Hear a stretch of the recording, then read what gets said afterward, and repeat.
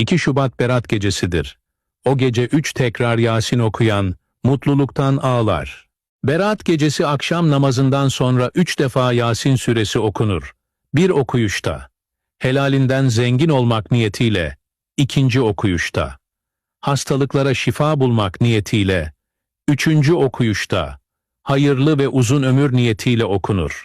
Yasin suresi okuyanın günahları bağışlanır, bekar olan evlenir, korktuklarından emin olur, ummadığı yerden rızıklandırılır.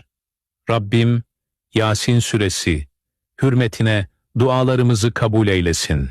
Peygamber Efendimiz sallallahu aleyhi ve sellem şöyle buyurmuştur: Bir hayra vesile olan, o hayrı yapmış gibi sevap kazanır.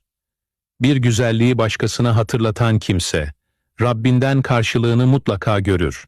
Sevdiklerinizle paylaşmayı, hayra vesile olmayı unutmayın.